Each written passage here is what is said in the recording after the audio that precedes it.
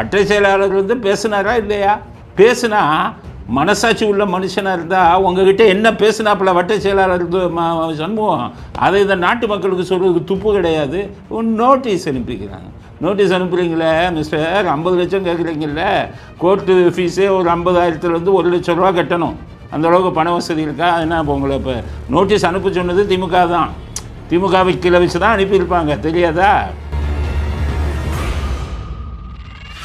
திமுகவுக்கு ஓட்டு போட்டவருங்கிறது. அப்போ திமுகவுக்கு ஓட்டு போட்டவர் ஏவாவேலுவின் குடும்பத்தை சேர்ந்தவர், தவகவின் மாவட்ட செயலாளரா?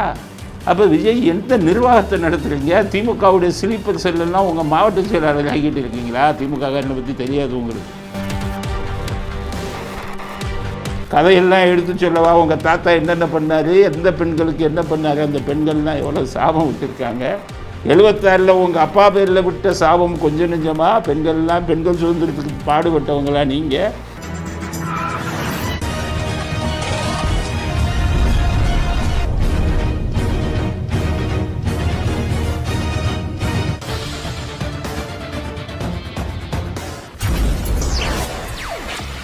வணக்கம். இன்றைய அரசியல் ஆடுகளத்திற்கு உங்கள் அனைவரையும் அன்புடன் வரவேற்கிறோம். இன்றைய முக்கியமான செய்தி அலசல், அரசியல் அலசல் என்ன அப்படின்னு பார்க்கலாம். முதல் செய்தி, அண்ணாமலைக்கு மான நஷ்ட ஈடு வழக்கு போடுவேன்னு நோட்டீஸ் அனுப்பியிருக்கார் ஒருத்தர். நோட்டீஸ் அனுப்புனது யார்? நம்ம நடராஜன். எந்த நடராஜன்? அந்த சார் விஷயத்தில் அவர் அண்ணாமலை சொன்னார் என்னென்னா, ஞானசேகரன் மாவட்ட வட்ட செயலாளர் சண்முகத்தில் பேசினார். சண்முகம் அங்கேருந்து அண்ணா பல்கலைக்கழகத்தில் இருக்கக்கூடிய நடராஜன்கிறவர்கிட்ட பேசியிருக்காரு 4-5 தடவை அப்படின்னு சொன்னார்.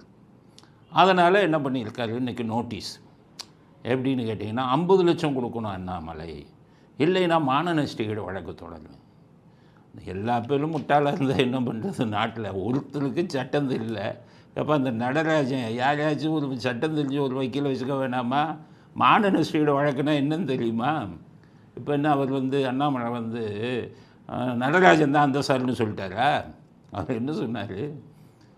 எப்பா வட்ட செயலாளர் சண்முகம் உங்கள் நம்பருக்கு பேசியிருக்காருன்னாரு. உங்கள் நம்பருக்கு பேசுனது உண்மை தானே? கால் ஹிஸ்ட்ரியை வச்சு தானே சொல்கிறாரு. உங்கள் நம்பருக்கு பேசிட்டனாலே மான நஷ்ட வழக்கு போட்டுருவீங்களா? உங்கள் மானம் போயிடணுமா? சரியான மனசாட்சி இருக்கிற மனுஷனாக இருந்தால் மட்ட செயலாளர் சண்முகம் உங்கள்கிட்ட பேசுனானா இல்லையா? பேசலை அப்படின்னு சொல்லுங்கள் பார்ப்போம்.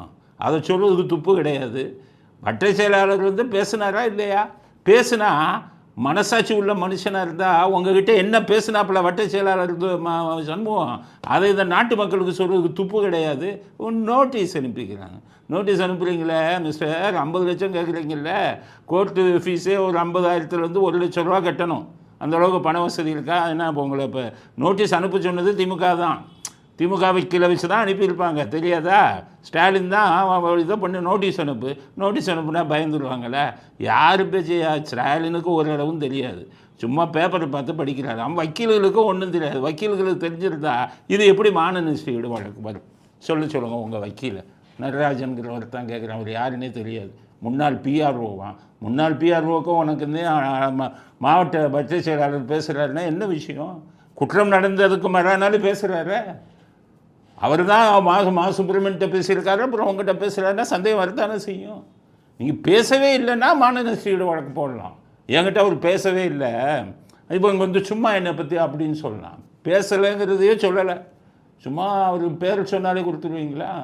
ஒரு விஷயம் தெரிஞ்சுக்கோங்க மிஸ்டர் நடராஜன், அதாவது மான நஷ்ட ஈடு வழக்குன்னு என்னென்னா, உண்மையை சொன்னால் மான நஷ்ட ஈடு வழக்கு வராது, இல்லாததை சொன்னால் தான் வரும்.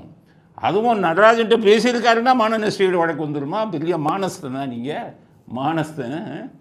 இது வச்சுக்கிட்டு நோட்டீஸ் எவரு நோட்டீஸ் அனுப்புறது? நாட்டில் இது இல்லாமல் போச்சு. எவனோ ஒரு வக்கீலை வச்சுக்கிட்டு ஒரு நோட்டீஸ் அனுப்பிக்கிட்டு பயமுறுத்துறீங்களா? வழக்கை போட்டு பாருங்கள். 5 லட்ச ரூபா காஸ்ட் போட்டு 5 லட்சம் இல்லை 10 லட்சம் இது மான நஷ்ட ஈடு வழக்கு இல்லைன்னா அண்ணாமலை வக்கீல் 5 லட்சம் காஸ்ட்டு போடுங்க இருக்கணும். உங்கள்கிட்ட இருந்து 5 லட்ச ரூபா ஃபைன் அடிக்கலாம் கோர்ட்டில். அதனால் யாருக்கு சட்டம் தெரியுதுன்னு ஒன்றும் தெரியல. நானும் சட்டம் தெரிஞ்சவனை வச்சு நோட்டீஸ் அனுப்புகிறேன். வெக்கக்கேடு இந்த மாதிரி இதுக்கெல்லாம் நோட்டீஸ் அனுப்புகிறீங்க. 50 லட்சம் இந்த இது கேட்குறாரு அப்படின்னு. அதனால் கோமாளிகள் உங்களை தூண்டி விட்டவனும் கோமாளி, நீங்களும் ஒன்றும் தெரியாத கோமாளி. அந்த எண்ணத்தை சொல்லிட்டாங்க, உங்கள் மானம் போகிற மாதிரி எண்ணத்தை சொல்லிட்டாங்க. வட்ட செயலாளர் உங்கள்கிட்ட பேசினாருங்கிறது மானம் போயிடுதா? அந்த தான் வச்சுக்கோங்க, அந்த முதல் சொன்ன மாதிரி தான் கேட்க, அந்த அளவுக்கு மானசனா நீங்கள் என்னன்னு கேட்குங்க. அதனால் வழக்கை போட்டு பாருங்கள், நீங்களே வலையில் விழுவீங்க. அதனால் தைரியம் இருந்தால் வழக்கு போட்டு பாருங்கள். அது அண்ணாமலை அவர் பதில் சொல்லிக்கிட்டோம். அவர் சார்பில் நான் பேச மாட்டேன், பேச முடியாது, அவருக்கு எங்களுக்கும் தொடர்பு இல்லை. இருந்தாலும் ஒரு வழக்கறிஞராக சொல்லிடுறேன், தைரியம் இருந்தால் போட்டு பாருங்கள். காஸ்ட்டு உங்களுக்கே போட்டு 5 லட்சம் 10 லட்சம் அவங்க வாங்க முடியும் அப்படிங்கிறது. யார் போடுறது தான் சொல்கிறேன்ல, இந்த பிரச்சனையில் எல்லாரும் கல்பிரிட்டு. அதனால் உண்மையை சொல்லாத வரைக்கும் நடராஜனும் கல்பிரிட்டு தான். ஏன் மேலே வழக்கு போடுங்க, நடராஜன் நோட்டீஸ் அனுப்புங்க. உங்களை குற்றம் சொல்லியிருக்காரு, அந்த டைமில் அவர் பேசியிருக்காருன்னு. யோக்கியம் அப்படின்னா சொல்லுங்கள், நான் யோக்கியம்ப்பா, என்கிட்ட அவர் பேசலைன்னு சொல்லுங்கள். இல்லை அவர் என்கிட்ட வேறு விஷயத்த பேசினாருன்னு சொல்லுங்கள். இல்லை அவர் என்ன பேசினாரோ அதை சொல்லுங்கள். அது சொல்கிறது துப்பு கிடையாது. அதனால் இதெல்லாம் ஒரு செய்தி, நோட்டீஸ் அனுப்பியிருக்கேன்னு வந்திருக்கு. அண்ணாமலை அவர் வழக்கறிஞரை வைத்து அதை பார்க்கட்டும். ஒரு பார்வையாளராக சொல்கிறேன், நாட்டில் எவனுக்கு எந்த வழக்கு போடுறதுன்னு தெரியல, எவனுக்கு எந்த சட்டம்னு தெரியல. வக்கீலே நோட்டீஸ் விடுறான், வக்கீலுக்கே இந்த டெஃபமேஷனோட இது தெரியலை. அதனால் அதில் நிறைய எக்ஸம்ஷன் கொடுத்துருக்கான், போய் பார்க்க சொல்லுங்கள். பழைய 499 500 ஐபிசியில் மானநஷ்டீடு வழக்கில் எதை பேசலாங்கிறதுக்கு எக்ஸம்ஷன் கொடுத்துருக்கான், எக்ஸம்ஷன் கிளாஸ். அதை போய் அந்த நடராஜனுங்கிற ஆளுக்கு நோட்டீஸ் கொடுத்த திமுக வக்கீலுங்க போய் படிக்க சொல்லுங்கள் அப்படிங்கிறத சொல்கிறேன். நடராஜன் ஒரு 1 லட்சம் ரூபா. ஆனால் உங்களுக்கு நீங்கள் பணம் கட்ட வேண்டியதில்லை, திமுக தானே கட்ட போகிறார், ஸ்டாலின் தான் கட்டுவார். இந்த நோட்டீஸை தூண்டி விட்டதே ஸ்டாலின் தான், அவள் தான் கட்டுவார். அவன் நல்லவரான், யோகியரான் ஸ்டாலின். அந்த விருட்டை பேசின அதுக்காக அது இது பண்ணுறதுக்காக ஸ்டாலின் தூண்டி விட்டிருப்பார், இல்லை மா சுப்பிரமணியம் தூண்டி விட்டிருப்பார் அப்படிங்கிறது தான். அதனால் உபயோகமில்லாத சட்டம் தெரியாத முட்டாள்களால் அனுப்பப்பட்ட வக்கீல் நோட்டீஸ் அது. இந்த முட்டாள்களுக்கே யாராச்சும் சட்டத்தை சொல்லிக் கொடுங்க. வழக்கை போட்டு பார்த்தீங்கன்னா உங்களுக்கே அபராதம் விதிக்கும்படி வந்துடும் அப்படிங்கிற சட்ட விதியை தெரிந்து கொள்ளுங்கள் அப்படிங்கிறத முதல் கருத்தாக அண்ணாமலைக்கு அனுப்பின நோட்டீஸு விஷயமா நம்ம தெரிவிக்க விரும்புகிறோம். உடனே அண்ணாமலை இவங்கெல்லாம் அவர் தப்பாக சொன்னால் குவிச்சுக்கிறாங்க. இப்போ அண்ணாமலைக்கு ஆதரவாக சொன்னோன்னா குஷியாகிடாதீங்க. நாளைக்கே அண்ணாமலை தப்பு செஞ்சால் அதை திட்டத்தான் செய்யும். நான் ஒரு நல்ல விஷயம் மாதிரி தான் பாராட்டுவோம், இதாக இருந்தால் திட்டுவோம். இப்போ அண்ணாமலை திட்ட வேண்டிய விஷயமும் ஒன்று வருது. எப்படின்னா, அமித்ஷா வந்தார் சென்னைக்கு, அப்போ கூட்டணி ஆட்சின்னு சொல்லிட்டு போயிட்டார். அப்போ அதிமுகலாம் 160 சீட்டு கேட்குறாங்க, ஆனால் அமித்ஷா கூட்டணி ஆட்சின்ட்டார். உடனே அதிமுக கோவம் வரும்ல. உடனே இப்போ தலைவராக இருக்கக்கூடிய நயினார் நாகேந்திரன் அவர் ரொம்ப பணிவாக கூட்டணி ஆட்சி அமையும், எடப்பாடி தலைமையில் கூட்டணி ஆட்சி அமையும் அப்படின்னு நயினார் நாகேந்திரன் பேசியிருக்கார். கட்சியெல்லாம் சேர்ந்து நாங்கள் வெற்றி பெறுவோம், அதிமுகவில் அவங்க இபிஎஸ் தலைமையில் அமையும், இபிஎஸ் தலைமையில் அமையும். அதுப்பா பேசிக்கலாமே. இப்போ என்ன கூட்டணியின் ஆட்சி, கூட்டணி கட்சியினுடைய ஆட்சி, அதுக்கு மேலே நீங்கள் வேண்டீங்க. அப்படி தான் பேசணும். கூட்டணி தர்மத்தின்படி கூட்டணியை காப்பாற்றணும். எடுத்தேன் கவிழ்த்தேன்னு அண்ணாமலை மாதிரி பேசி கூட்டணியை கவுத்துறாதீங்க. இவர் பேசுகிறது தான் ரைட்டு, நயினார் நாகேந்திரன் பேசுவது தான் சரி. அமைதியாக இல்லை, அவர் இதில் இதாகும். அப்போ தான் அதிமுக தொண்டர்கள்லாம் சாந்தமடைவாங்க, கூட்டணி நிலைக்கும். உடனே இதுக்கு இவர் பேசுகிறாரு, இவர் அண்ணாமலை என்ன பேசுகிறாரு தெரியுமா? நான் அப்போவே சொன்னேன்ல, கூட்டணி ஆட்சி அமைக்க நீங்கள் வாயை திறக்காதீங்க அண்ணாமலை. முதலாக தமிழகத்திலே கூட்டணி ஆட்சி வரும் என்று சொன்னது நான். என் மண் என் மக்கள் யாத்திரை முழுவதுமாக ஆரம்பத்திலிருந்து கடைசி வரை தமிழகத்திலே 2026 கூட்டணி ஆட்சி அப்படின்னு சொன்னதே நான் தாங்க. அதிலும் குறிப்பாக அந்த கூட்டணி ஆட்சி பாரதிய ஜனதா கட்சி கூட்டணியில் இருக்கக்கூடிய எல்லோரும் அந்த கூட்டணி ஆட்சியில் இருப்பாங்க அப்படிங்கிறத நாங்கள் தான் முதல்ல இருந்து சொல்லிக்கிட்டே வர்றோங்க. நீங்களே ரெக்கார்டு எடுத்து போட்டு பாருங்க, யார் என்ன தேதி இன்னைக்கு எல்லோருக்கும் தெரிஞ்சிருச்சு, கூட்டணி ஆட்சி தான் வரப்போகுது. உங்கள் மேலே குற்றச்சாட்டு அதிமுக பாஜக கூட்டணியை கெடுத்து அதை பிளவு ஏற்படுத்தி திமுகவை ஆட்சிக்கு கொண்டு வர வேண்டும் என்று நீங்கள் சதித்திட்டம் செய்கிறீர்கள். உங்களுக்கு ஒரு பத்திரிகையாளர் 2 பேரும் கோடீஸ்வரர் ஆகிட்டீங்கன்னு நான் ஏற்கனவே சொன்னேன், ஆதாரத்தோடு தான் சொன்னேன். டெல்லியிலேருந்தே எனக்கு ஃபோன் வந்தது. உண்மைதான் அப்படின்னு நான் நடந்த விஷயங்கள் எல்லாம் சொன்னேன், இன்றைக்கி தான் சொன்னேன். அதனால் நீங்கள் நான் ஆதாரத்தோடு தான் சொல்கிறேன், நீங்கள் கோடிகள் சம்பாதிச்சிங்கிற ஆதாரத்தோடு தான் சொல்கிறேன். அதனால் நீங்கள் தயவுசெய்து அண்ணாமலை அவர்கள் எலெக்ஷனில் பேசாதீங்க. 2006 எலெக்ஷன் ஒரு கூட்டணியை பற்றி பேசாதீங்க. கூட்டணி காலத்தின் கட்டாயம். திமுகவை தோக்கடித்தான் ஆகணும். எம்பி டைமில் கோட்டை விட்ட மாதிரி எம்பி இதில் பாஜக இவங்க எல்லாமே அதிமுக இவங்க விஜயகாந்த் கட்சி பாமக எல்லாம் ஒன்று சேர்ந்துருந்தா ஸ்டாலின் இந்த அளவுக்கு வாலாட்ட முடியாது. ஸ்டாலின் எப்போவுமே எலெக்ஷன் வரும்போது இப்படி தான் பண்ணுவார். போன எம்எல்ஏ எலெக்ஷனில் சசிகலாவை வச்சு பிரேமலதாவை பிடிச்சி உடைச்சார். இந்த தடவையும் அதை செய்யணும்னு நினைக்கிறார். அதற்கு நீங்கள் தூண்டுகோலாக இருக்காதீர்கள். பாஜகவில் ஒரு கோலாகல சீனிவாசன் ஒருத்தர் இருக்கார், அவர் பேசியிருக்கார். இந்த மாதிரி கூட்டணி உடைக்க இது பண்ணுறாங்க, பிஜேபி திமுகவோட ஸ்லீப்பர் செல் நம்ம பாஜகவில் இருக்காங்க அப்படின்னு அண்ணாமலை குறிப்பிட்டே பேசியிருக்கார். நான் தான் பேசுகிறேன்னா பாஜக கட்சிக்காரங்களே பேச ஆரம்பிக்கிறான், கோலாகல சீனிவாசன். அதனால் அண்ணாமலை சும்மா குற்றச்சாட்டுக்கு ஆளாகாதீங்க, கெட்ட பேர் வாங்கிக்காதீங்க, கூட்டணியை பற்றி வாயை திறக்காதீங்க, கூட்டணி உடையிற மாதிரி எதுவும் பண்ணாதீங்க. பண்ணினீங்கன்னா உங்கள் மேலே சந்தேகம் வரும். நீங்கள் திமுகவின் ஸ்லீப்பர் செல்லுன்னு எல்லோரும் பேச ஆரம்பிச்சிட்டாங்க. தயவுசெய்து அதுக்கு இடம் கொடுக்காதீர்கள் அப்படிங்கிறது இந்த விஷயத்தில், கூட்டணி ஆட்சின்னு சொன்ன விஷயத்தில் நம்முடைய கருத்து அதுதான். இந்த கூட்டணி ஆட்சிங்கிற ஒரு இதை வச்சு கூட்டணியை உடைத்து விடாதீர்கள். திமுகவை விரட்டுவது காலத்தின் கட்டாயம் அப்படிங்கிற கருத்து அடுத்த கட்ட கருத்து. அடுத்த கருத்து விஜய் டிவிகே அதில் மாவட்ட செயலாளராக போட்டிருக்காரு. ஏதோ திருவண்ணாமலை மாவட்டமோ ஏதோ மாவட்ட செயலாளராக விஜய் ஒருத்தர் போட்டிருக்காரு.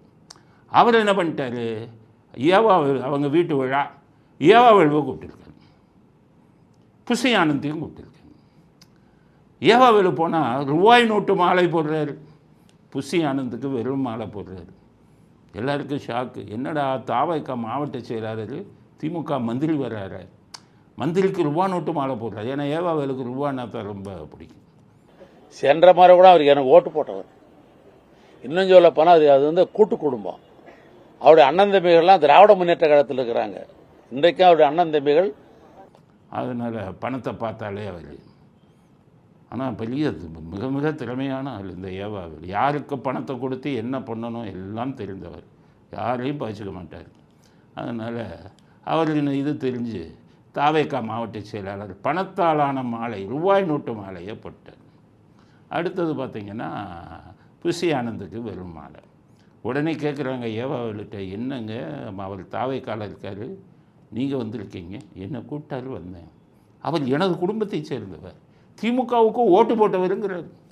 அப்போ திமுகவுக்கு ஓட்டு போட்டவர் ஏவாவேலுவின் குடும்பத்தை சேர்ந்தவர், தாவாக்காவின் மாவட்ட செயலாளரா? அப்போ விஜய் எந்த நிர்வாகத்தை நடத்துகிறீங்க? திமுகவுடைய ஸ்லீப்பர் செல்லாம் உங்கள் மாவட்ட செயலாளர் ஆகிட்டு இருக்கீங்களா? திமுககாரனை பற்றி தெரியாது உங்களுக்கு, நீ சினிமாவில் நினச்சிட்டு வந்தால். நான் சொல்கிறேன், இதே மாதிரி எல்லா கட்சியிலையும் ஸ்லீப்பர் செல் வச்சுருப்பாங்க. பாஜகவில் அவங்க ஸ்லீப்பர் செல்லு இருக்காங்க, அதிமுகலையும் அவங்க ஸ்லீப்பர் செல்லு இருக்காங்க, உங்கள் கட்சியிலையும் அவங்க ஸ்லீப்பர் செல்லு இருக்காங்க. அதில் ஒரு ஸ்லீப்பர் செல்லு தான் இன்றைக்கி ரூபா நோட்டு மாலையே ஏவாவேலுக்கு போட்டவர். அதனால் நீங்கள் அவரையே மாவட்ட செயலாளராக ஆக்கியிருக்கீங்க. உருப்படுமா? திருவண்ணாமலையில் ஒரு உள்குத்து பண்ணி உங்களை கவுத்திடுவார் அப்படிங்கிறது தான். ஏன்னா கருணாநிதி பாணி அது ஸ்லீப்பர் செல் உள்ளே விடுறதெல்லாம் அதைத்தான் இப்போ ஸ்டாலின் கற்றுக்கிட்டு பண்ணுறார். கருணாநிதி என்ன பண்ணார், எம்ஜிஆருக்கே ஸ்லீப்பர் செல் வச்சார். ஆரம் வீரப்பன் நம்புவீங்களா? எம்ஜிஆருடைய ஆரம் வீரப்பன் கருணாநிதிக்கு ஸ்லீப்பர் செல்லாக இருந்தாருங்கிறத நம்புவீங்களா? எவ்வளவு மேனேஜராக இருந்தவர், அந்த சின்ன வயசுலேருந்து எம்ஜிஆருக்கு அவ்வளவு விசுவாசமாக இருந்தவர். எம்ஜிஆர் உயிருடன் இருக்கும்போதே 1984 சிகிச்சைக்கு போயிட்டு வந்த உடனேயே ஆரம் வீரப்பன் கருணாநிதியின் ஸ்லீப்பர் செல்லாக மாற்றி இங்கே நடக்கக்கூடிய அத்தனை விஷயங்களையும் கருணாநிதிக்கு சொல்லி கொண்டிருந்தார். கருணாநிதி எம்ஜிஆர் உடம்பு சரியில்லாமல் இருக்கும்போது அவர் உடல்நிலை என்னங்கிறத டெய்லி ரிப்போர்ட் கொடுத்துக்கிட்டு இருந்தார் கருணாநிதிக்கு. எம்ஜிஆர் இறந்த அன்று முதல் ஃபோனு கருணாநிதிக்கு தான் பண்ணார் ஆரம் வீரப்பன். அப்போ அவர் பயந்தபோது நான் வரணுமே அப்படின் போது நான் சொல்கிறேன் நீங்கள் வாங்கன்னு காரில் வர சொல்லி அங்கே ராமாவரம் தோட்டத்தில் எல்லாத்தையும் சொல்லி அந்த காரை உள்ளே விடுங்கன்னு கருணாநிதியை உள்ளே வரவழைத்தவர் இவர் தான், ஆரம் வீரப்பன் தான். எம்ஜிஆர் கடைசியில் உடல்நிலை சரியில்லாமல் இருந்ததுனால இந்த துரோகத்தை அவர் தெரிஞ்சுக்கிறார். ஆனால் கடைசி எம்ஜிஆர் இறந்த பிறகு ஆரம் வீரப்பன் என்னுடைய கள்ளக்காதலி அப்படின்னு சொல்லி இது பண்ணார் ஸ்லீப்பர் செல். அதுக்கப்புறம் தான் ஆர்.எம். வீரப்பன் எம்ஜிஆர் கழகம்னு ஒன்று வச்சு இந்த ஜெகத் ரட்சகனை அவர் ரெக்கமெண்டேஷனில் தான் எம்பி ஆக்கினார். இன்றைக்கி சாராய ஆலை அதிபராக இருக்கார். கோடிக்கணக்கான பணத்துக்கு லட்சக்கணக்கான கோடியை கையில் வைத்திருக்கக்கூடிய ஜெகத் ரட்சகன் ஆர்.எம். வீரப்பன் கருணாநிதியின் ஸ்லீப்பர் செல்லாக இருந்து அவரை தூக்கி விட்டது ஆர்.எம். வீரப்பன் என்ற ஸ்லீப்பர் செல்லு தான். அப்படி திமுகவில் வந்து ஆர்.எம். வீரப்பன் போன்றவர்களையே ஸ்லீப்பர் செல்லாக மாற்றினா இதே சசிகலா ஸ்டாலினின் ஸ்லீப்பர் செல் யாருக்கும் தெரியாது. அதனால தான் சசிகலா மேலே உள்ள அந்த ஆறுமுகசாமி இதை இன்று வரை எடுக்காமல் இருக்கிறார். இந்த ஸ்லீப்பர் செல் சசிகலா தான் 2021 சட்டசபை தேர்தல் வரும்போது பிரேமலதாவை அதிமுகவில் சேர விடாமல் கடைசி நேரத்தில் பணத்தை கொடுத்து அணிமாற வைத்தது சசிகலா. அவருக்கு அது ஸ்டாலினின் ஸ்லீப்பர் செல். அது மாதிரி ஒவ்வொரு கட்சியிலும் ஸ்லீப்பர் செல் வச்சுருக்காங்க. உங்கள் கட்சியிலும் வைக்க ஆரம்பித்து விட்டார்கள்ங்கிறது இப்போ தெரிஞ்சு போச்சு. ஜாக்கிரதையாக இருப்பதும் இல்லாததும் உங்கள் விருப்பம். ஏன்னா அவர் நம்மளை கிண்டல் அடிக்கிறாரு. நக்கலும் நையாண்டியுமா ஒருத்தர் பேசுவார். அரசியல் விஞ்ஞானிங்கிறாரு நம்மளை. அதனால நம்ம சொல்கிறது காதில் கொடுக்குமோ என்னமோ தெரியல. ஐஆர்எஸ் அதிகாரி வந்து சேர்ந்துட்டார் இப்போ இதில். அது வந்த உடனே என்னமோ ஒரு பெரிய இவங்க வந்துட்டாங்கன்னு ஒரே வீடியோ எடுக்கிறாங்க, அவர்கிட்ட வந்து பேட்டி எடுக்கிறாங்க. ஐஆர்எஸ் அதிகாரி பேசுகிறாரு. தமிழ்நாட்டு மக்கள் தெரிஞ்சுக்கணும் ஐஆர்எஸ்னால் யார். அவர் வந்து இதுவரை திமுகவில் சேர்ந்து அது தாவைக்கால சேர்ந்துட்டார். அவர் பெரிய அளவுன்னு உங்களுக்கு தெரியணும்ல. ஐஆர்எஸ்னால் என்னென்னு புரிஞ்சுக்காங்க. அதாவது ஐஏஎஸ் தேர்வு இருக்குது, அதுதான் யூபிஎஸ்சின்னு சொல்லுவாங்க. யூபிஎஸ்சி தேர்வு, யூனியன் பப்ளிக் சர்வீஸ் கமிஷன். அதில் ஐஏஎஸ்க்கு பரிசை வைப்பான். அதில் அதிக மார்க், ஃபஸ்ட்டு அதிக மார்க் வாங்குறவங்களெல்லாம் ஐஏஎஸ். இப்போ 80%, 90% வாங்கினா ஐஏஎஸ். அப்போ ஒரு 100 பதவி இருக்குதுன்னு வச்சுக்கோங்க. ஐஏஎஸ் முதல் 100 இதில் எண்ணிக்கை வாங்குறவங்களுக்கு அதிக மார்க் வாங்கினவங்க ஐஏஎஸ். 101வது அதோட குறைஞ்ச மார்க் வாங்குறவங்களுக்கு ஐஎஃப்எஸ். ஐஎஃப்எஸ்னால் இந்தியன் ஃபாரின் சர்வீஸ். இப்போ வெளிநாட்டு தூதரெல்லாம் இருக்காங்கல்ல, அவங்க ஐஎஃப்எஸ். அவங்க 2ஆம் நிலை ஐஏஎஸ்க்கு அடுத்து. அதை விட கீழே மார்க் வாங்குறவங்கெல்லாம் ஐபிஎஸ். அவங்க தான் இப்போ போலீஸ் ஆஃபீஸர். ஐபிஎஸ் அவங்க தான் போனாங்க. இது எல்லாத்தையும் போக மீதி கழுசடைனா மிக குறைந்த மார்க் வாங்கினவங்களை ஐஆர்எஸ். அவங்கள தான் இந்த இன்கம் டேக்ஸுக்கு போடுவாங்க, இடிக்கு போடுவாங்க. இதெல்லாம் அந்த ஐஆர்எஸ். ஐஏஎஸ் பரீட்சையிலேயே கடைசி மார்க் வாங்கினவங்க தான் ஐஆர்எஸ். இந்த சிபிஐன்னு வச்சுருக்கானே, அதுக்கு தனி இது பரீட்சை வைப்பான். சிபிஐ இன்ஸ்பெக்டர் அவனை பூரா நீங்கள் வந்துக்கிட்டு விசாரணையே பண்ண விடக்கூடாது. அவன் மத்திய அரசாங்கத்து ஊழியர்கள் மேலே வரக்கூடிய புகார்களை மட்டும் விசாரிக்கிறதுக்காக உருவாக்கப்பட்ட அமைப்பு. அவனை போய் 2G விசாரினா, குருடனை போய் ராஜமொழி முடிக்க சொன்னால் அதான் குழப்பினா, அவனை போய் ராஜீவ்காந்தி கொலை வழக்கு விசாரிங்கன்னா குழப்பினா. அதனால தான் இந்த சிபிஐக்கு இந்த வழக்கும் கொடுக்காதீங்க, அவனுக்கு விசாரணையே தெரியாது, அவனுக்கும் இது இல்லாதவன். ஏன்னா அரசியல் சட்டத்திலே சிபிஐ வந்து இதெல்லாம் விசாரிக்க முடியாது. அது அசாம் ஹைகோர்ட்லேயே சொல்லிட்டாங்க. அது ஒரு விசாரணை அமைப்பே கிடையாது, அதில் அரசியல் சட்ட இதுவே கிடையாது. அதனால் இந்த ஐஆர்எஸ்ங்கிறது ஐஏஎஸ்லேயே கடைசி மார்க் வாங்கின குரூப். அதில் ஒருத்தர் போய் சேர்ந்துட்டாராம். அது பார்த்தீங்கன்னா என்னமோ மிகப்பெரிய அறிவாளி வந்து சேர்ந்துட்டாருன்னு சொல்லி பில்டப் கொடுக்குறாங்க பாருங்கள். முதல்ல விஜய்க்கு தெரியாது ஐஆர்எஸ்னால் என்னென்னு. தெரிஞ்சுக்கோங்க, அந்த ஐஏஎஸ் பரீட்சையிலே கடைசி மார்க் வாங்கினவன் தான் ஐஆர்எஸ். அதனால் அவனை வந்த உடனே என்னமோ நீங்கள் ஆட்சிக்கு வந்த மாதிரி நினச்சிக்காதீங்க விஜய் அப்படிங்கிறது அடுத்த கட்ட கருத்து. அடுத்தது அதே விஜயை பற்றி தேமுதிக பிரேமலதா இன்னைக்கு கொஞ்சம் அப்படியே பல்ட்டி வச்சுட்டாங்க. தேமுதிகவுடன் விஜய் கட்சி கூட்டணியா என்பதற்கு விஜய் தான் பதில் சொல்லணும்ட்டாங்க பிரேமலதா. இன்னைக்கு வேணா அவர் அரசியல் கட்சி ஆரம்பிச்சிருக்கலாம். அதனால தான் இதை நான் தெளிவாக சொல்கிறேன். நாங்கள் 20 வருஷம் ஆயிட்டோம். அதனால் இந்த கேள்வியை வந்து இப்பொழுது கட்சி ஆரம்பிச்சிருக்க விஜய் கிட்ட தான் நீங்கள் கேட்கணுன்றதை நான் சொல்கிறேன். விஜய் என்ன பதில் சொல்கிறது நானே சொல்லிடுறேன். பிரேமலதா நடக்கவே நடக்காது, இந்த கூட்டணி நடக்கவே நடக்காது. நீங்கள் வந்து விஜய் கட்சியோட கூட்டணி வைக்க முடியாது. ஏன் வைக்க முடியாதுன்னா, நீங்கள் பணம் இல்லாமல் கூட்டணி வச்சதா சரித்திரமே இல்லை. இப்போ எடப்பாடி பழனிசாமிக்கு எம்பி எலெக்ஷனில் நின்னீங்கல்ல, மனசாட்சி தொட்டு சொல்லுங்கள் நீங்கள் பணம் வாங்கலைன்னு. 2021 சட்டசபை தேர்தலில் சசிகலா கடைசி நேரத்தில் கூப்பிட்டு உங்களை டிடிவி தினகரனோட கூட்டணி சார் வச்சார்ல, அப்போ இவங்ககிட்ட சசிகலாட்ட எவ்வளோ பணம் வாங்கினீங்க சொல்லுங்கள். மக்கள் நல கூட்டணின்னு ஆரம்பிக்கும் போது விஜயகாந்த் உயிரோடு இருக்கும்போதே நீங்கள் பணத்தை வாங்கிட்டு தானே கூட்டம் போனீங்க. நீங்கள் யோகியர்கள், கம்யூனிஸ்ட்டு, யோகியர் இவர் வைகோ, மிகப்பெரிய யோகியர் திருமாவளவன் எல்லாம் பணத்தை வாங்கிட்டு தான் 2016 மக்கள் நல கூட்டணி வச்சிங்க. ஆக உங்களை பொறுத்தவரை பணம் இல்லாமல் கூட்டணி வைக்க மாட்டீங்க. விஜய் பணம் கொடுக்க மாட்டார். ஏன்னா அவர் வாங்கினது 100 கோடி 150 கோடி அப்படின்னு 2-3 படத்தில் தான் வாங்கினார். அதில் வந்துக்கிட்டு ஒரு 2-3 படம் ஃப்ளாப்பு, சரியாக ஓடலை. அந்த இது ஒன்று தான் வந்து உங்களுக்கு லியோங்கிற படம் தான் கொஞ்சம் நல்ல லாபத்தை கொடுத்தது. அவருக்கு வந்த வருமானமே 100 கோடி. இந்த மாதிரி அவர்கிட்ட மிஞ்சி வச்சுருந்தா ஒரு 500-600 கோடி இல்லை 1000 கோடி வச்சுருப்பார். அது எலெக்ஷனுக்கே செலவுக்கு வேணும். பிரேமலதாவுக்கு எலெக்ஷனுக்காக பணம் கொடுப்பாரா?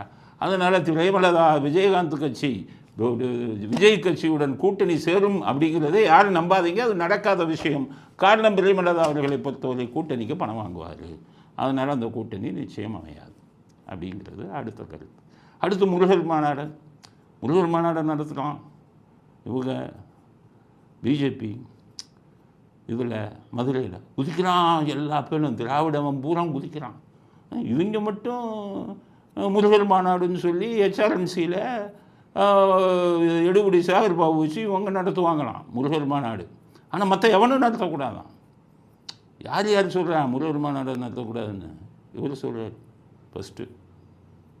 யார் இது? செல்வ பெருந்தகை. அவர் என்ன சொல்கிறாரு, முருகர் மாநாடு வந்து இவங்க நடத்தின வந்து அனுமதித்தா நீங்கள் நடத்துனீங்கன்னா முருகரே உங்களை மன்னிக்க மாட்டாருங்கிறார். உங்களையே முருகர் மன்னிச்சதுக்கப்புறம் ஏன் பாஜகவை மன்னிக்க மாட்டார்? நீங்கள் ஒரு கொலை வழக்கில் சம்மந்தப்பட்டவங்க, கொலை கேஸில் சம்மந்தப்பட்டாரு. உங்களை போய் காங்கிரஸ்காரன் கட்சி தலைவர் ஆக்கிட்டான், மாநில தலைவராக. உங்கள் கதையே இப்படி இருக்குது. ஒரு கொலை கேஸா? அடுத்தது ஆம்ஸ்ட்ராங் கொலை வழக்கில் நீங்கள் தான் குற்றவாளின்னா உங்கள் குடும்பத்தினரே சொல்கிறாங்க. 2வது கொலை, அதுலேயும் உங்கள் பேர் அடிபடுது. அடுத்தது நம்ம இந்த தூய்மை பணியாளர் இதில் என்னென்னத்தையோ இதெல்லாம் மலத்தெல்லாம் வீட்டில் கொட்டினாங்கன்னு சொல்லி அதுக்கு பின்னாடியும் நீங்கள் தான் குற்றச்சாட்டு வருது. இப்படி யோகியரான நீங்கள் என்ன யோகியரா? உங்களை மாதிரி ஆளே வந்து காங்கிரஸுக்கு தலைவராகிறாங்க. உங்கள் பதவியே போக போகுது. 2020க்கு அப்புறம் 26க்கு அப்புறம் பாஜக காணாமல் போயிருமா? சொல்கிறது யார்? செல்வ பெருந்தகை யோகியர். 2026க்கு அப்புறம் 2026 எலெக்ஷனில் நீங்களே காணாமல் போயிடுவீங்க. காங்கிரஸ் தலைவராக வரமாட்டீங்க. கார்த்தி சிதம்பரம் பயங்கரமாக வேலை பண்ணிக்கிட்டு இருக்கார் உங்களை காலி பண்ணுறதுக்கு. உங்களுடைய காங்கிரஸில் இருக்கக்கூடிய பெரிய தலைவர்கள் அத்தனை பேரும் உங்கள் மேலே அத்தனை புகார்கள் இதில் போய் குவிஞ்சுக்கிட்டே இருக்கு. மல்லிகார்ஜுன கார்கேங்கிற ஒருத்தர் இல்லைன்னா உங்கள் காலி, உங்கள் கதை. அவருக்கே நிறைய ராகுல் காந்தியிலேருந்து எல்லோரும் சொல்லிட்டாங்க, அவர் மேலே நிறையா புகார் வருது, மோசமான ஆளை நம்ம காங்கிரஸ் தலைவராக வச்சுருக்கோம், இது மாதிரி இருந்தால் ஜெயிக்காது அப்படின்னு சொல்லிட்டாங்க. அவர் வந்துக்கிட்டு ஸ்டாலினும் சொல்லிட்டாராங்க, தலைவரை மாற்றுங்கப்பா, இவரை வச்சா கிடைக்கிற ஓட்டும் கிடைக்காதுன்னு. அதனால தான் ஸ்டாலினை தூக்கி பேசுகிறார். அதனால் அவர் சொல்கிறார் முருகர் மாநாட்டை நடத்தக்கூடாது. யோகியர். அதுக்கடுத்தது இன்னும் 2-3 யோகியர். திருமாவளவன் அவர் போய் கொடுக்குறாரு, மாநாட்டுக்கு அனுமதி கொடுக்காதீங்க. ஏன் உங்களுக்கு வயலில் இருக்குது? வேல்முருகன் அவர் போய் வாழ்வுரிமை கட்சி அவர் போய் கொடுக்குறாரு, நடத்த விடாதீங்க. உங்களுக்கெல்லாம் ஏன்ப்பா வலிக்குது? அதுக்கடுத்தது இந்த திராவிட கழகம் வீரமணி யோகியர் அவர் போய் கொடுக்குறாரு, நடத்த விடாதீங்க. அவன் நடத்திட்டு போகிறான். உங்களை மாதிரி ஆளுங்களே நடத்தும்போது வீரமணிக்கு சொல்கிறேன், உங்கள் ஆள் பெரிய ஈவேராவை செருப்பால் அடித்தார். ஈவேரா பிள்ளையாரை செருப்பால் அடித்தார். உங்கள் கட்சி சாமியை செருப்பால் அடித்த கட்சி. நீங்கள்லாம் முருகரை பற்றி பேசலாமா? மாநாடை பற்றி பேசலாமா? எங்கே போய் பெட்டிஷன் கொடுக்குறீங்க? திருமாவளவன் நீங்கள் சனாதனத்தை பற்றியெல்லாம் கொச்சையாக பேசினாங்க. வள்ளுவரையே வேறு மதம்னு சொன்னார். உங்களுக்கெல்லாம் வந்து எலெக்ஷன் வந்துட்டால் மட்டும் சிதம்பரம் கோயிலில் போயிட்டு மாலை போட்டுக்குவீங்க. அதுக்கப்புறம் அம்மன் கோயிலுக்கு போயிட்டு பன்னீர்செல்வம் மந்திரியோட போய் ஒரு மாலை போட்டுக்குவீங்க, அர்ச்சனை பண்ணுவீங்க. எலெக்ஷன் முடிச்சுட்டா மறுபடியும் சனாதனத்தை திட்டுவீங்க. உங்களுக்கும் முருகருக்கு என்ன சம்பந்தம்? இதே சேகர்பாபு முருகர் மாநாடு நடத்தும்போது நீங்கள்லாம் எங்கே போனீங்க? உங்களை மாதிரி நாஸ்திகவாதிகளே வந்து முருகர் மாநாட்டை நடத்தலாம். அவன் பாஜக ஆன்மீகத்துக்கு துணையாக இருக்கிறவன், ஆன்மீகத்தை பற்றி பெருசாக பேசிக்கிட்டு இருக்கிறாங்க. அவன் வந்து நடத்தக்கூடாதுன்னு சொன்னீங்கன்னா எங்கே பைத்தியம் முடிச்சு போச்சா அப்படிங்கிறது தான். என்னென்ன தடுத்து நிறுத்துறீங்கன்னு வைங்க, மீறி போனான்னா அரெஸ்ட் பண்ணி பாருங்கள், எத்தனை பேரை கைது பண்ணுவீங்க முருகர் மாநாடுக்கு போனவன். அதனால் முருகர் மாநாடு நடத்தக்கூடாது என்று சொல்வது இந்த கைக்கூலிகள் யாருக்கும் தகுதியே கிடையாது. காரணம், இவர்களெல்லாம் கடவுள் எதிர்ப்பு கொள்கை கொண்டவர்கள். இவர்கள் எல்லாம் வந்து அதை பற்றி பேசுகிறதுக்கு இவர்களுக்கு யாருக்கும் அடிப்படை தகுதி கிடையாது அப்படிங்கிறது முருகல் மாநாட்டு விஷயத்தில் நம்முடைய கருத்தை பதிவு செய்வார்கள். ஸ்டாலின் சொல்கிறேன், இந்த கூட்டம் பேச்செல்லாம் கேட்டுக்கிட்டு நிறுத்தினீங்க முருகல் இதை அப்படின்னு இவங்ககிட்ட இவங்ககிட்ட கேட்டுக்கோங்க, துர்கா ஸ்டாலின்கிட்ட. முருகரே உங்களை மன்னிக்க மாட்டார் அப்படிங்கிறது அடுத்த கட்ட கருத்து. அடுத்தது, ஒரே நாளில் பல்ட்டி அடித்த கம்யூனிஸ்ட் திருமாவளவன். நேற்று தான் பேசினாங்க. கம்யூனிஸ்ட் கட்சி மார்க்சிஸ்ட் செயலாளராக சண்முகமாக அதிக சீட்டு கேட்போம்னாரு. நல்லா எப்படி வியாபாரம் பண்ணணும்னு நல்லா தெரிஞ்சு வச்சிருங்க. அதிக சீட்டு கேட்போம் அப்படின்ட்டு திருமாவளவன் சொன்னார். நாங்களும் அதிக சீட்டு கேட்போம். பார்த்தாங்க, சரி இந்த தடவை கூட்டணி விட்டு வெளியில் வந்துடுவாங்க. ஆனால் அப்புறம் தான் தெரிஞ்சது, நைட்டோட நைட்டாக போட்டி வந்துருச்சு இவருக்கு. இன்றைக்கி 2 பேரும் சொல்கிறாங்க, திமுகவுடன் தான் எங்கள் கூட்டணி. அதிக சீட்டை விட்டுட்டாங்க. அதிக பணம் வந்த உடனே 2 பேரும் பல்ட்டி அடிச்சு திமுகவுடன் தான் கூட்டணி. திருமாவளவனுக்கு கொஞ்சம் அதிகம் பணம் போயிடுச்சு. அவர் வந்து திமுகவுடன் தான் கூட்டணி. அதோட நம்ம இவர் சும்மா இருக்காமல் இந்த நெய்னார் நாகேந்திரன் அவர் ஒரு கூட்டம் போட்டார். திமுகவுடன் கூட்டணி கட்சி எங்களுடன் பேசி கொண்டிருக்கிறதுன்னார். ரேட்டு கூடிச்சு. திருமாவளவன் தான் இது அப்படின்ட்டு கூட 10 கோடி போயிடுச்சு. அவங்க நல்ல வியாபாரம் பண்ணுறாங்க இந்த திருமாவளவனும் கம்யூனிஸ்ட். இருந்தாலும் கம்யூனிஸ்ட்டுக்கு கொடுத்த பணம் பத்தலைன்னு நினைக்கிறேன். அவங்க என்ன சொல்லியிருக்காங்க, திமுகவுடன் தான் கூட்டணின்ட்டு 98% வாக்குறுதியை திமுக நிறைவேற்றவில்லைன்னு இன்னொரு குண்டை போட்டார். இன்னொரு 10-20 கோடி வந்துடும் நாளைக்கு அப்படின்னு போட்டார். ஆகவே அவங்க சொல்ற அவங்க ஒருவேளை அவங்க கணக்கு வழக்கில் ஏதாவது பிரச்சனைன்னு தெரியல. 99% நிறைவேற்றணும்னு சொன்னால் மீதி 1% தான் இந்த மொத்த கோரிக்கை வருதான்றது எனக்கு தெரியல. ஆனால் மிச்சம் இருக்கிற எல்லா வாக்குறுதிகளுமே மக்களிடமிருந்து கருத்துக்களை பெற்றுத்தான் அந்த தேர்தல் அறிக்கை என்பதே தயாரிக்கப்பட்டது. அதையெல்லாம் ஏற்றுத்தான் அவர்கள் அந்த தேர்தல் அறிக்கையை வெளியிட்டார்கள். ஆகவே அதில் முழுமையாக நிறைவேற்ற வேண்டும் என்பதை மார்க்சிஸ்ட் கம்யூனிஸ்ட் கட்சி வலியுறுத்தது. அதனால் ஸ்டாலின் பயந்து போயிருக்காரு, கூட்டணி உடைஞ்சதுன்னா தோற்றுருவோம். அதனால் இவங்க அறிக்கை விட்டு கோடிக்கணக்கில் இப்போவே சம்பாதிக்கிறாங்க. அடுத்தது எலெக்ஷன் டைமில் அந்த கோடி தனி. அதனால் சிவர் சொல்கிறார் ஸ்டாலின், 2026 2.0 மாதிரி 2.0 மாதிரி திமுக ஆட்சிக்கு வரும். இந்த 2.0 சொல்கிறேன். ஒரு சில பேர்த்துக்கு புரியாது, சினிமா பார்க்காத. ரோபோ அப்படின்னு எந்திரன்னு ஒரு படம் ரஜினிகாந்த் வந்து அது அந்த படம் ரொம்ப நல்லா ஓடிச்சு. அதில் என்னென்னா ஒரு மிஷின் மாதிரி வரும். அந்த மிஷினுக்கு பேர் சிட்டின்னு பேர். அது ரஜினிகாந்த். அந்த மிஷின் வந்து நிறைய விஷயம் பண்ணும். அதுக்கப்புறம் 2.0 எடுக்கும்போது அந்த மிஷினை வந்து அடிச்சிடுவாங்க. அப்போ 2.0 2வது மிஷின் வரும், 2வது எந்திரன், அதுதான் 2.0. அது கதையில் வருது. ஸ்டாலின் படத்தை பார்த்தாரான்னு தெரியல, இந்த ஸ்டாலினுக்கு எழுதி கொடுக்குறவனும் படத்தை பார்த்தானான்னு தெரியல. அவன் ஒரு முட்டாள். 2.0 மாதிரி மீண்டும் ஆட்சிக்கு வருவோங்கிறாரு. அந்த 2.0 படத்தோட முடிவில் அந்த 2.0 அழிஞ்சு போயிடுச்சு. 2 பேரும் சண்டை போட்டு அதை பீஸாக ஆக்கிடுவாங்க. 2.0 அழிந்து விட்டது படத்தின்படி. நீங்கள் என்னடா 2.0 மாதிரி மீண்டும் வருவோம்னா 2.0 தான் போயிடுச்சு. அப்போ விவசாயகுணமாக பேசுகிறீங்களே, 26 உங்களுக்கு காலி ஊற்றி மூடிடுவாங்க ஸ்டாலின். அதனால் உதாரணம் சொல்கிறீங்கன்னா அந்த எழுதி கொடுக்குறாங்கல்ல, ஆளை மாற்றுங்க. வேறு ஆள் சினிமாவை பற்றி தெரிஞ்சவனை பார்த்து சினிமா உதாரணம் சரியாக சொல்லுங்கள் அப்படிங்கிறத ஸ்டாலினுக்கு கருத்தாக தெரிவிக்கிறோம். அடுத்தது உதயநிதியும் பேசியிருக்காரு இன்னைக்கு. என்னென்னு கேட்டீங்கன்னா, திராவிடம் பெண்களுக்கான சுதந்திரத்தை கொடுத்தது திராவிடம் அப்படிங்கிறது. பெண்களுக்கான சொத்துரிமையை கொடுத்தது திராவிடம். பெண் போலீஸ் காவல் நிலையங்களை உருவாக்கியது திராவிடம். இது முட்டாள் எழுதி கொடுத்துருக்கான். பெண்களுக்கான சுதந்திரத்தை கொடுத்தது திராவிடமா? எப்போ உங்கள் ஈவேராவே பொண்டாட்டிக்கே சுதந்திரம் கொடுக்கலப்பா, இவர் என்னமோ நாட்டில் இருக்கிற பெண்களுக்கெல்லாம் சுதந்திரம் வாங்கி கொடுத்தாருன்னு ஊரை ஏமாற்றிக்கிட்டு இருக்கீங்க. அந்த அம்மா அப்பா அவன் சாமி கும்பிடாத பட்டப்பாடு, மனைவிக்கே சுதந்திரம் கொடுக்காத ஒரு மனுஷன் இவர் நாட்டில் இருக்கிற பெண்களுக்காக சுதந்திரம் கொடுத்தாரு. வீட்டில் சாமி வச்சு கும்பிடாதன்னு பெண் சுதந்திரத்துக்கு எதிராக இருந்தவர். சரி, இந்த ஆள் வீட்டில் தான் தொந்தரவு பண்ணுறாரு அப்படின்ட்டு சொல்லி கோயிலுக்கு போனால் 2 வாலிபர்களை அனுப்பி தன் சொந்த மனைவியை கேலி பண்ண சொல்லி கோயிலுக்கு போவதையும் நிறுத்தியவர். இவரெல்லாம் பெண்கள் சுதந்திரத்தை பற்றி பேசலாமா? நீங்கள்லாம் உங்கள் கதை என்ன கதை? சரி, நீங்கள் வாங்க.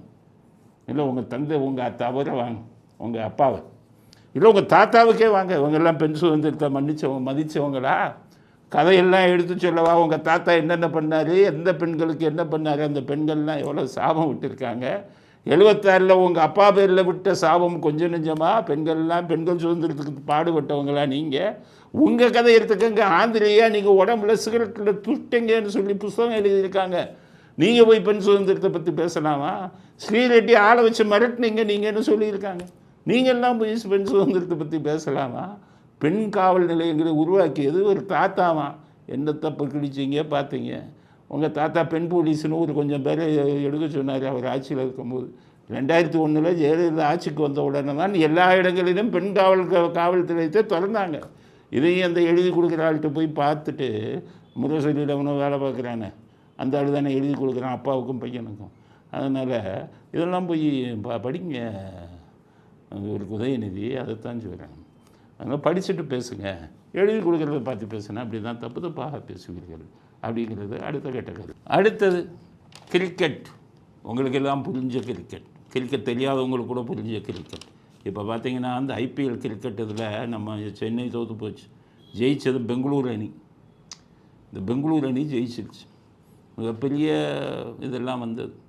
இப்போ பெங்களூர் அணியை விற்க போகிறாங்க சொல்லிட்டார். 17,000 கோடி விலை சொல்லிட்டார். ஓனர் யார்?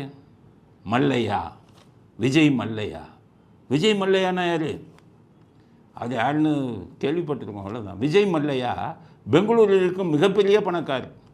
அவருக்கு 9,000 கோடி கடன் கொடுக்கணும்னு பேங்க்காரன் பூரா நோட்டீஸை கொடுத்து கைது பண்ண வேண்டாம். அவர் ஓடி போய் இதில் இங்கிலாந்தில் உட்காந்துட்டார். அவர் இப்போ என்ன சொல்லியிருக்காரு? 9,000 கோடி தான் என் கடன், எனக்கு அவ்வளோ கோடி சொத்து இருக்குயா.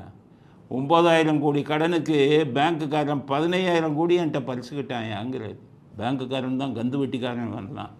இந்திரா காந்தி இருந்ததோட பேங்க்கு போச்சு. இப்போ இவங்க ஆட்சி வந்ததுக்கப்புறம் எல்லார் ஆட்சியும் தான் சொல்கிறேன். அதுக்கப்புறம் வந்த மன்மோகன் சிங் ஆட்சி, இப்போ இருக்கிற பிஜேபி ஆட்சி எல்லாமே கந்து வட்டி மையங்கள். பேங்க் மக்களை உறிஞ்சக்கூடியவன். வட்டிக்கு வட்டி, வட்டிக்கு வட்டி.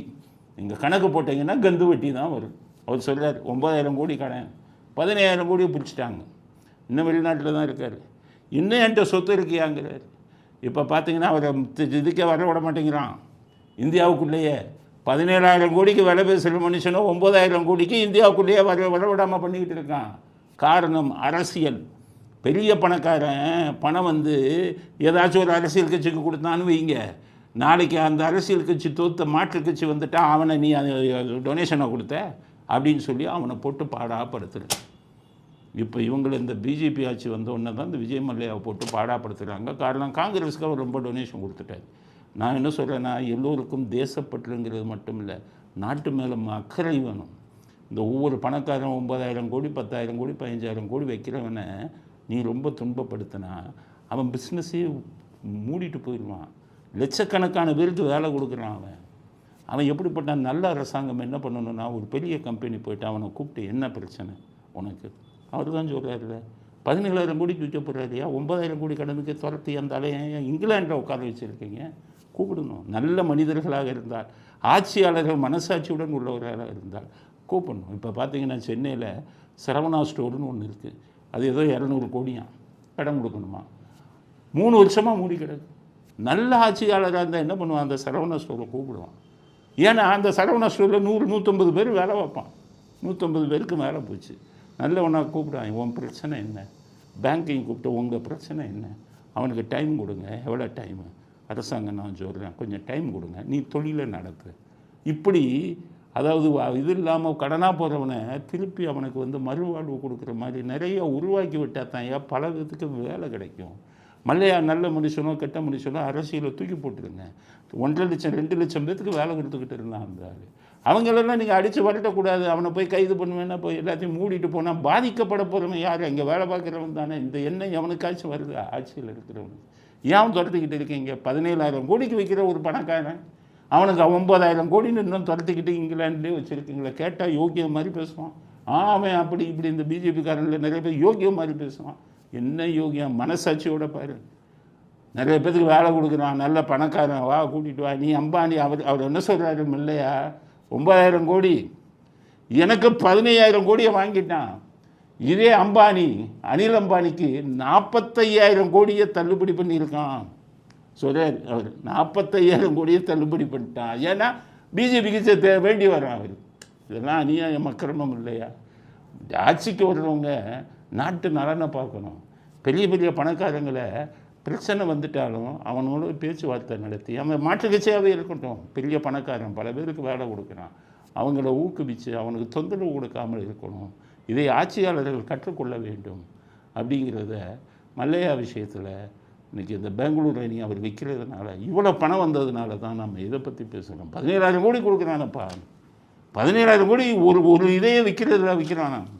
அவனை 9,000 கோடிக்கு துரத்திட்டு போய் இது பண்ணி அவரும் சொல்கிறாரு, நான் பயந்துக்கிட்டு தான் இந்த இங்கிலாந்துக்கு வந்தேன், பணம் கொடுக்க முடியாமல் இல்லை, இப்போவும் நான் பணம் கொடுக்க ரெடியாக இருக்கேன், என் சொத்துக்களை எடுத்து என்னை வாழ விடுங்க, பெங்களூருக்கு என்னை மறுபடியும் தொழில் செய்ய விடுங்க. அரசியல் எப்படி விளையாடுகிறது பாருங்கள். அனில் அம்பானிங்கிறது முகேஷ் அம்பானியோட தம்பி, மிகப்பெரிய நஷ்டமாயிட்டார். 45,000 கோடி எப்படியா பேங்க்கு தள்ளுபடி பண்ணீங்க? பின்னணியில் யார்? இதைத்தான் கேட்க விரும்புகிறோம்.